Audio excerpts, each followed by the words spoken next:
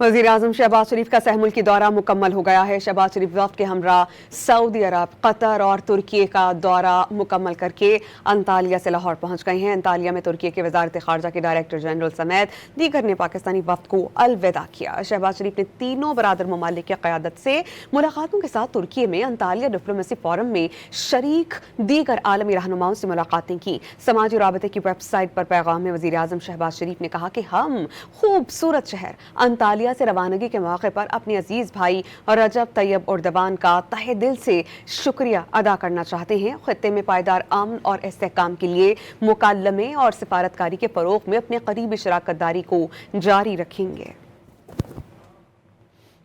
वज़ीर-ए-आज़म शहबाज शरीफ का सहमुल की दौरा मुकम्मल हो गया है। शहबाज शरीफ वफ़द के हमरा सऊदी अरब, कतर और तुर्की का दौरा मुकम्मल करके अंतालिया से लाहौर पहुँच गए हैं। अंतालिया में तुर्की के वज़ारत ख़ारजा के डायरेक्टर जनरल समेत दीगर ने पाकिस्तानी वफ़द को अलविदा किया। शहबाज शरीफ ने तीनों बरादर ममालिक की क़यादत से मुलाकातों के साथ तुर्की में अंतालिया डिप्लोमेसी फोरम में शरीक दीगर आलमी रहनुमाओं से मुलाकातें की। समाजी राबते की वेबसाइट पर पैगाम में वज़ीर-ए-आज़म शहबाज शरीफ ने कहा कि हम खूबसूरत शहर अंतालिया से रवानगी के मौके पर अपने अजीज भाई रजब तैयब उर्दवान का तहे दिल से शुक्रिया अदा करना चाहते हैं। खित्ते में पायदार अमन और इस्तेहकाम के लिए मुकालमे और सिफारतकारी के फरोग में अपने करीबी शराकत दारी को जारी रखेंगे।